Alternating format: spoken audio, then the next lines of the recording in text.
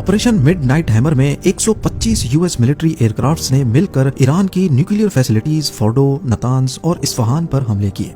21 जून 2025 रात 2 बजे के करीब 7 B-2 स्पिरिट बॉम्बर्स मेडिटेरेनियन सी की तरफ से इजराइल और इराक के ऊपर से होते हुए ईरान में घुसे और ईरान की न्यूक्लियर साइट्स पर हमला किया।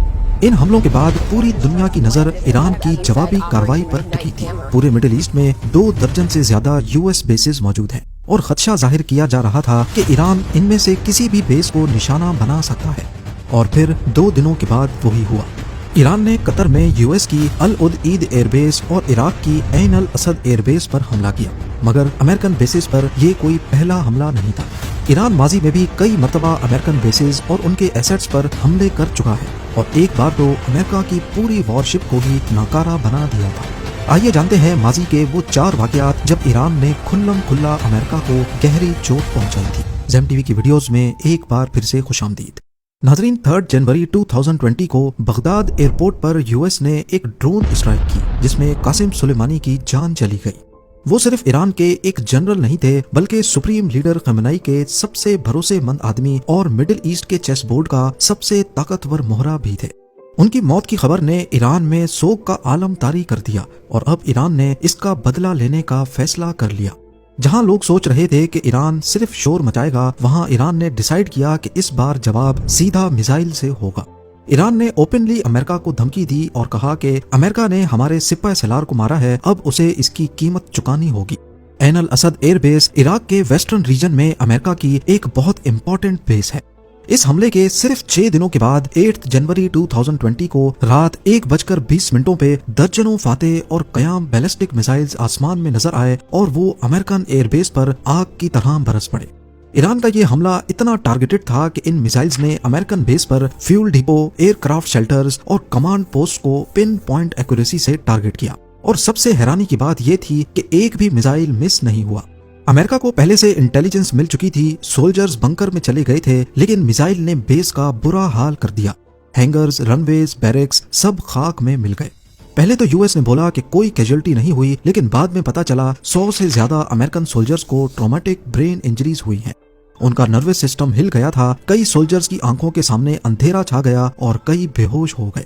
लेकिन ईरान की दिलेरी दुनिया को तब नजर आई जब इस हमले की जिम्मेदारी ईरान ने खुल्लम खुल्ला कबूल की और कहा कि ये सिर्फ एक वार्निंग थी, अगर आगे बढ़े तो इससे भी बड़ा हमला होगा।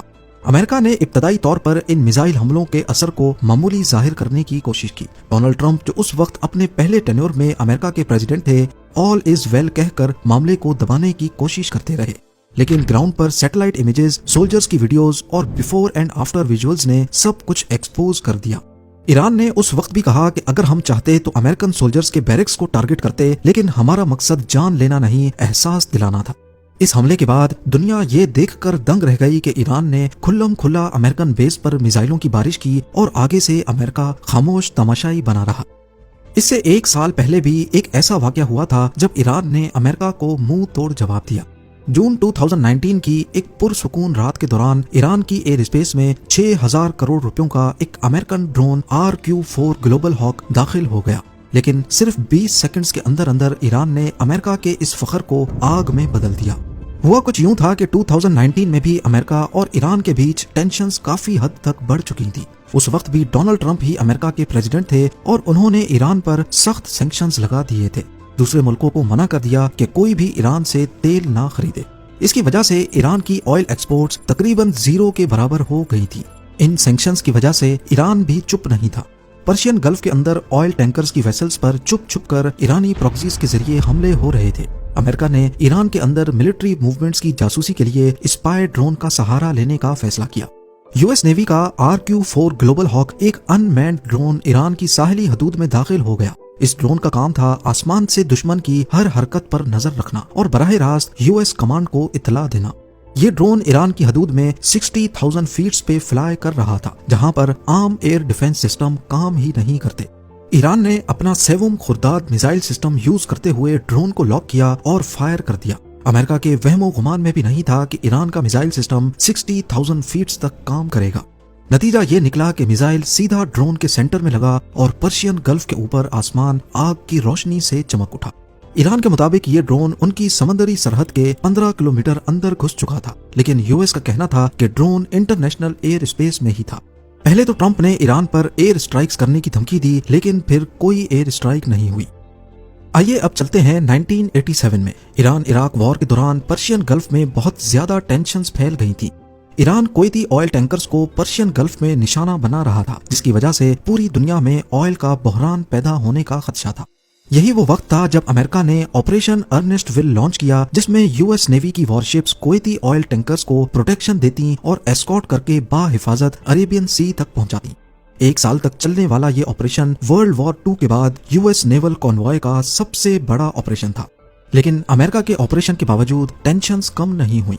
तब अमेरिका ने कुवैती ऑयल टैंकर्स को रीफ्लैग करने की परमिशन दे दी, यानी कुवैत के कई टैंकर्स पर कुवैती फ्लैग हटाकर अमेरिका का फ्लैग लहरा दिया गया और फिर ऐलान किया गया कि अमेरिकन फ्लैग वाली शिप पर अगर ईरान ने हमला किया तो ये अमेरिका पर हमला तस्वुर किया जाएगा।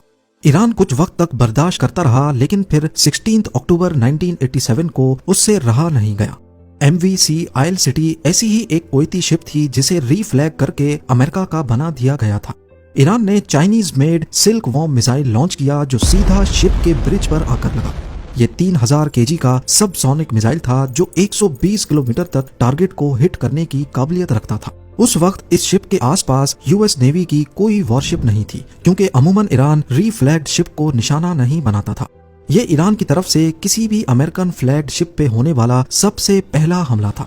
इस हमले में 18 क्रू मेंबर्स जख्मी हुए और शिप का कैप्टन जो यूएस सिटीजन था, उसका चेहरा जख्मी होने की वजह से उसकी दोनों आंखें जाया हो गईं। अमेरिकन फ्लैग्ड शिप पर हमला करने का मतलब था कि ईरान ने सुपर पावर के कॉन्फिडेंस को चैलेंज किया है। बदले में यूएस नेवी ने 3 दिनों के बाद पर्शियन गल्फ में 2 ईरानी ऑयल प्लेटफॉर्म्स को तबाह कर दिया। उस वक्त ये दोनों ऑयल प्लेटफॉर्म्स ऑयल प्रोड्यूस नहीं करते थे, लेकिन ईरानी रेवोल्यूशनरी गार्ड कॉर्प्स इसे मिलिट्री मकसद के लिए इस्तेमाल करता था। अब जानते हैं कि ईरान ने यूएस नेवी की वॉरशिप को कैसे तबाह किया। ऑपरेशन अर्नेस्ट विल के दौरान ही ईरान ने पर्शियन गल्फ में ऑयल टैंकर शिप्स को तबाह करने के लिए एक ऐसा तरीका इस्तेमाल किया जो यूएस नेवी की एक वॉरशिप को भी ले डूबा।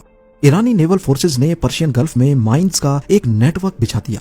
ये माइंस पानी के ऊपर नहीं तैरती थी, क्योंकि अगर पानी के ऊपर होंगी तो आसानी से उन्हें बाईपास किया जा सकता था।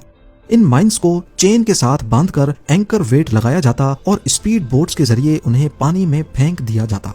चेन की लंबाई इतनी रखी जाती कि माइन सरफेस से 5 मीटर नीचे तैरती रहे, क्योंकि बड़ी शिप्स का हल सरफेस से 10 मीटर नीचे होता है। यानी माइन सिर्फ तब फटेगी जब कोई भारी शिप उसके ऊपर से गुजरेगी। 14 अप्रैल 1988 को ऑपरेशन अर्नेस्ट विल के दौरान ही एक यूएस नेवी की गाइडेड मिसाइल वॉरशिप, जिसे USS सैमुअल बी रॉबर्ट्स कहा जाता था, ऑपरेशन में हिस्सा लेने के लिए अभी अभी पहुंची ही थी कि पर्शियन गल्फ के बीच में वो ईरानी कॉन्टैक्ट माइन का शिकार हो गई। यूएस नेवी की शिप का हल 21 इंच तक खुल गया, इंजन रूम में पानी भर गया और 2 टरबाइन्स खराब हो गए। $1500 की माइन ने $190 मिलियन की शिप का बेड़ा गर्क कर दिया। इस हमले के बाद उस एरिया को अच्छी तरह सर्च करने पर यूएस नेवी को ईरानी माइंस का बिछाया हुआ एक पूरा नेटवर्क मिल गया। 4 दिनों के बाद यूएस फोर्सेज ने ईरान पर जवाबी वार किया। यूएस शिप्स, एयरक्राफ्ट्स और ट्रूप्स ने 2 ईरानी ऑयल प्लेटफॉर्म्स और एक ईरानी IRIS सहंद नामी वॉरशिप को तबाह कर दिया। इस हमले में एक यूएस मेरीन का हेलीकॉप्टर जबकि 2 पायलट्स मारे गए। इतिहास गवाह है कि जब से ईरान में प्रो अमेरिकन गवर्नमेंट का खात्मा हुआ है, ईरान पर मुख्तलिफ सैंक्शंस लगाने और उनके खिलाफ घेरा तंग करने के बावजूद वो अमेरिका जैसी सुपर पावर को भी जवाब देने में कतराते नहीं है। इस बारे में आपकी क्या राय है, मुझे कमेंट सेक्शन में जरूर बताइएगा। उम्मीद है ज़ेम टीवी की ये वीडियो भी आप लोग भरपूर लाइक और शेयर करेंगे। मिलते हैं अगली शानदार वीडियो में।